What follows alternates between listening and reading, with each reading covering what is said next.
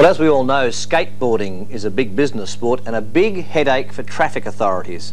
In Western Australia, it's the third most common cause of injury to young people and has now been banned from the streets there.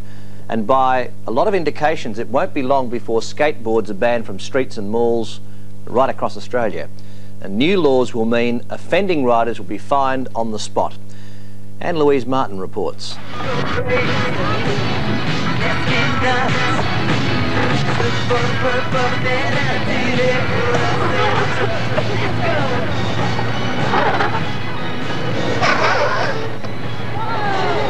Four Sydney young people have died as a result of skateboard accidents in the last 15 months. It's upset State Transport Minister Bruce Baird enough to want to ban skaters from the roads and fine them if they don't do as they're told. Once they get a few fines, they'll find that it's not much fun suddenly having mum and dad having to face up to a fine, the policeman coming down to your house and saying it's not on. So that we'll be using a whole number of means of getting them off the roads. At the moment there's a lot of problems with young people skating down the road, and they're the ones most at risk in terms of accidents.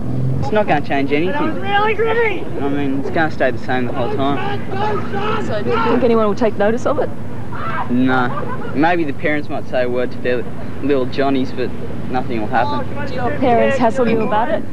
No, not anymore. I've been skating for 12 years and that all happened like lots of years ago. So.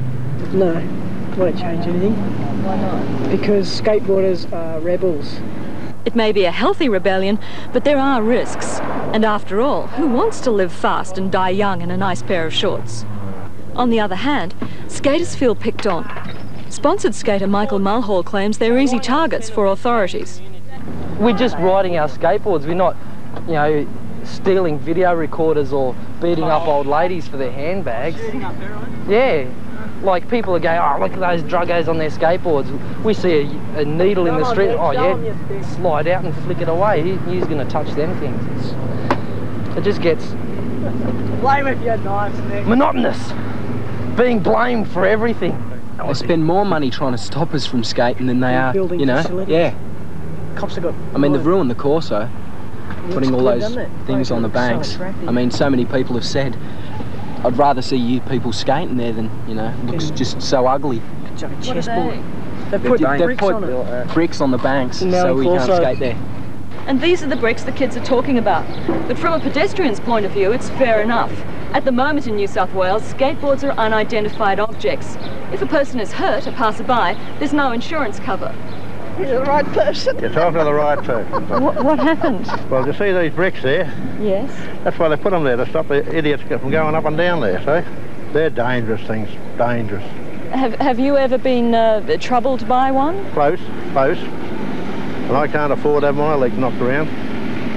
They carried me too far during the war, and I don't want to knock them underneath me now. They daren't come too close to me. Bikes too, they get knocked. So Footpaths are no place for them.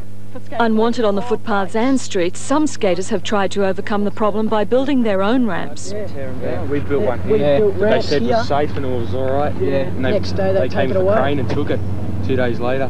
Can't get the wood They want back us or off anything. they want us off the street, and we do something about it, and then they come into the backyards of our house and just tell us to get it down, push us back on the street again.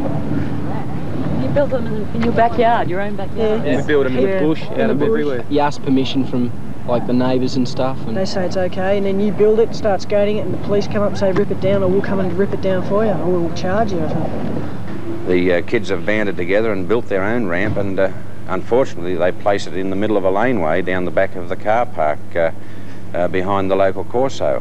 And of course we come around the police in the police vehicle around the corner, and here they are right in front of us, so we have to turn around and speak to them and ask them to remove it. Now we can't have that happening on the roadway. Sergeant Greg Paff agrees facilities are a problem. Ramps are expensive and have to be carefully maintained. Some councils are so scared of being sued they won't even build them. Manly Council has a $20 million public liability insurance and does everything possible to prevent accidents. But you can't guarantee they won't happen. How'd you break your arm? Skateboarding on a ramp. I had all my gear on and everything, but I didn't have those wrist copers, and I just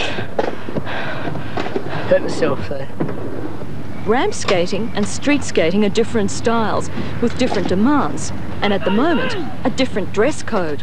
These days it tends to be like if you wear a helmet on the street, you know, you're a goof or something. So it's uncool? Yeah, it's uncool. Well, it's uncool, you got to wear a leather jacket. Now you got first climb. Egbert Lindell's playing. Egbert Lindell. I thought he was dead at first. One little boy came up and says, Michael's just been hit and he's dead. I prayed every hour he wouldn't have any brain damage. Every hour. 12-year-old Michael Corbett fractured his skull street skating without a helmet. But he was on the street because neighbours had complained about the noise the kids were making. We're in the playground, but there's this lady. She keeps telling us to go somewhere else and ride our skateboards. While it would help if more councils built ramps, it's not the ultimate solution to this portable sport. Because, you know, you can't build a ramp every 6 blocks for someone to ride. So obviously there's going to be guys in remote areas that are still going to be riding streets. Or there's some skaters that don't feel the adrenaline rush on ramps that they do on streets, so they stick to that. Bit of a problem there. Two sides to the argument, as you just saw. So skateboarders, look out. I've solved the problem at my house. I've hidden Jesse's skateboard, no problem. More in a moment.